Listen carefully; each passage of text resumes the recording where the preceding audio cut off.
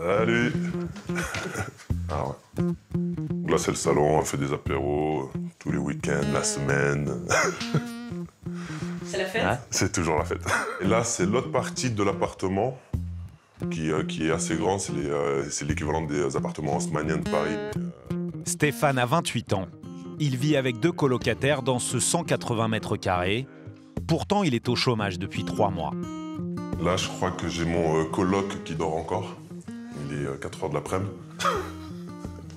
Donc voilà, ça c'est ma chambre à moi. Donc c'est 450 €, un peu plus de 25 mètres carrés. Donc rien à voir avec Paris. Et avec un petit balcon privé. Et donc voilà. Et on est au mois de janvier. Hein. Juste pour rappel, le 25 janvier. C'est la vie de rêve, comme on appelle ça chez nous. Et chez lui, c'est à Barcelone, en Espagne. Si le jeune homme souhaite rester anonyme, c'est parce que sa vie de rêve espagnole est financée par les allocations françaises. Une situation totalement illégale.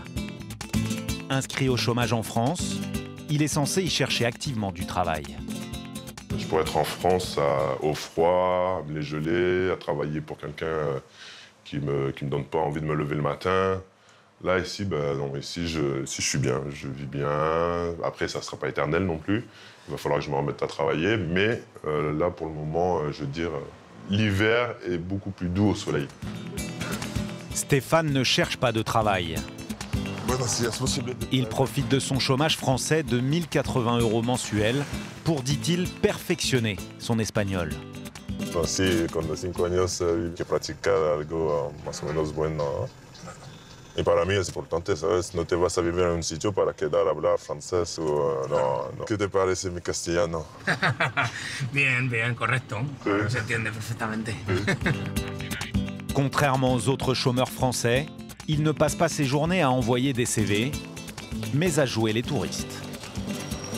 Donc là, en fait, on est à l'Arc de Triomphe. C'est un passage qui, en fait, amène directement au parc de la Ciutadella. Si ça vit bien, c'est jeune, on va boire une bière, on va écouter de la musique, enfin... Non, c'est un lieu de vie, en fait. C'est un des lieux de vie que j'aime énormément de Barcelone. Ah ben, tiens, j'ai un de mes amis là-bas. Ça va, Jeanne? Bien, et toi? Bien? Cet ami français semble lui aussi en vacances. Pourtant, notre caméra a l'air de le déranger. Ah mais il faut pas que je sois à la télé, hein. Ici, il n'y a personne qui... Tu seras faussé alors? Tout le monde sera voté. Non, parce que pour l'instant, je dois pas être là. Ah, toi aussi? Il faut pas que je sois ici. Moi, je suis flouté aussi. Pourquoi? C'est quoi, en fait, le... C'est le Pôle emploi, moi. C'est pareil. Ah bah, c'est ça. C'est pour ça qu'on est flotté. On est tous regroupés à Barcelone.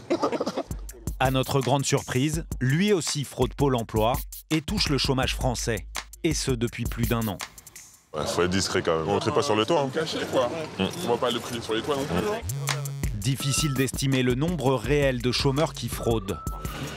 Pour moi, ça me permet soit de mettre d'autres projets en place, soit de profiter de la vie, puisque pour moi, la vie, c'est pas être métro, boulot, dodo. Non, c'est pas la définition de la vie pour moi.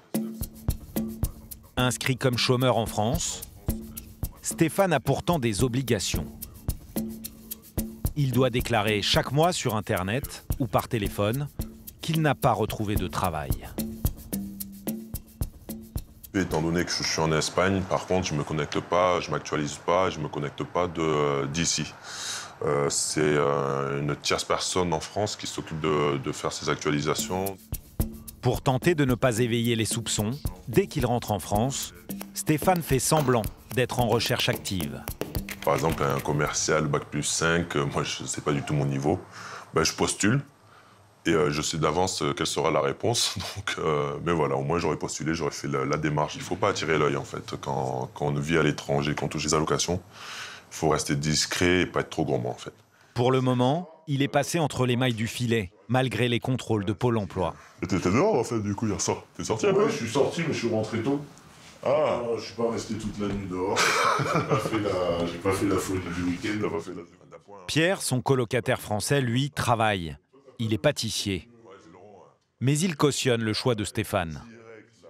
Non, moi je dis pourquoi pas, la France est un pays plein de privilèges, pourquoi s'en priver? Ça vous choque pas? Non, moi ça me choque pas. Je comprends qu'il y a des gens que ça frustre, hein, parce qu'après il y a des gens qui vont bosser, qui vont payer des impôts, qui vont se dire non mais attends, le mec il bosse pas, il fout rien, ils vont être devant leur télé en train de regarder ça, ils vont se dire mais attends, le mec il fout rien. Il est chez lui à Barcelone et il vit grâce à nos impôts. Mais d'un autre côté, c'est le jeu, ma pauvre Lucette. J'ai aussi conscience, pareil, des risques que je prends aussi en faisant ça. C'est pas comme si c'était zéro risque. Tu as le risque d'avoir une grosse amende, tu as le risque de te faire choper, tu as le risque d'être radié du Pôle emploi pendant plusieurs années. Donc ça veut dire que pendant plusieurs années, il faudra dans ce cas-là que tu bosses sans t'arrêter. Bosser sans s'arrêter, c'est inenvisageable pour Stéphane le fraudeur. Et ce, malgré les risques encourus. Une fois que le chômage français se termine, et l'idéal, ça serait que je commence à travailler, on va dire, à partir du début février à mi-février jusqu'à le plus tard possible, peut-être après l'été. Comme ça, après l'été, je rentre en France. J'aurais mis en place mon chômage espagnol ici. Je suis opportuniste. Je le vois plus comme ça et je le vis bien. Après avoir perçu le chômage français en Espagne, Stéphane espère toucher le chômage espagnol en France. Heureusement, contrairement aux idées reçues, ces fraudeurs ne seraient pas si nombreux. En effet, selon un rapport du ministère des Finances que nous nous sommes procurés, en 2013, moins de 1% des allocations chômage versées sont tombées dans les poches de faux chômeurs. Nous contactons le service communication de Pôle emploi. Pendant 3 mois, toutes les semaines, nous les appelons pour obtenir un rendez-vous. Oui, bonjour, c'est Lisa Boval. Je suis journaliste pour TMC. Je fais un reportage sur le travail en France. Je vous appelle pour caler une interview. J'ai pas de retour. Ça fait quand même 3 mois, ça commence à faire beaucoup. On peut avoir une raison officielle? J'ai pas de retour sur la demande, c'est pour ça. D'accord, donc on fait un reportage sur l'emploi en France et puis personne ne veut répondre chez Pôle emploi. Allô? Oui. Personne ne veut répondre. J'ai pas de retour de la part de la direction. Nous passons au cran au-dessus et contactons le ministère de l'Emploi. Mais visiblement, notre demande n'est pas compatible avec l'agenda de Madame la ministre. Du travail, de l'emploi, de la formation professionnelle et du dialogue social. C'est complet de chez complet. C'est très problématique là pour l'instant. C'est pour ça qu'elle vous renvoyait vers la DGT. Nous nous exécutons. Mais la DGT, Direction Générale du Travail, nous donne exactement le même argument. Je vous remercie de votre proposition d'interview, mais nous ne pourrons pas y donner suite.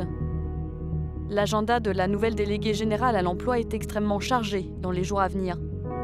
Difficile donc d'obtenir des réponses sur le chômage auprès des institutions. Le seul qui accepte de nous répondre a quitté Pôle emploi il y a 5 ans. Ancien directeur adjoint, Hervé Chaperon a même écrit un livre à charge sur la structure. Selon lui, Pôle emploi, né de la fusion entre l'ANPE et les ACEDIC, prend l'eau depuis ses débuts. Une fusion express intervenue juste après les élections présidentielles de 2007. Pôle emploi, c'est un peu du bling-bling politique. Il fallait que ça se voie, il fallait que ça aille vite, il fallait que ce soit cher, il fallait que ça se sache. Et donc, il y a eu à la fois pour les demandeurs d'emploi et pour les salariés de Pôle emploi, j'allais dire un vent de panique qui a terriblement compliqué les choses. D'autant que cette fusion s'est faite juste après la crise de 2008 et donc une augmentation exponentielle du nombre de demandeurs d'emploi. Comment cette panique s'est-elle traduite concrètement? Quelles conséquences la fusion a-t-elle eu pour les demandeurs d'emploi? Nous parvenons à convaincre une ancienne conseillère de témoigner. Du temps de la NPE, je pense que maximum, je devais recevoir donc une personne par heure, ou grand maximum 8-9 par jour. Après la fusion, j'en étais à 16. J'ai doublé la cadence. Mais il faut savoir aussi, on a quelqu'un en face, on lui pose des questions et on doit rentrer un entretien en même temps. Et on doit faire les recherches en même temps. Donc il faut l'écouter, il faut analyser et il faut rechercher. Donc c'est tout ça en un quart d'heure. Une course contre la montre aux effets plus étonnants encore. Pour prouver leur efficacité, les conseillers seraient implicitement poussés à réaliser de faux entretiens.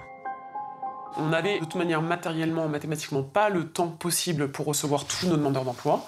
Donc on nous demandait de rentrer des entretiens. Rentrer des entretiens, c'est faire une conclusion dans laquelle on dit je vous ai cherché tant d'offres d'emploi que je vous remets. Sous-entendu, vous étiez là physiquement. Le nombre de fois où j'étais à l'accueil, où la personne s'énervait en me disant mais c'est faux, j'ai pas été reçu, vous mentez. Une manière de jouer avec les chiffres qui ne se limiterait pas aux faux entretiens. Pour réduire le nombre de chômeurs, Pôle emploi utiliserait également des méthodes de calcul très personnelles. Alors les astuces pour faire baisser les chiffres, c'est d'envoyer les gens en formation, puisque là ils sont plus ni en catégorie A ni en catégorie B, c'est radier les gens. C'est aussi les gens qui sont en temps partiel, ne font plus partie des chiffres. C'est jamais des discours très clairs, il n'y a pas une réunion où on vous assoit autour d'une table en vous disant bon alors les bonnes pratiques pour entuber la population, non. Mais on vous disait bon si t'as pas le temps, tu sais tu peux faire comme ça, voilà. C'est même pas pernicieux, quoi. C'est clairement malhonnête. Récemment encore, la baisse exceptionnelle du nombre de demandeurs d'emploi a fait polémique.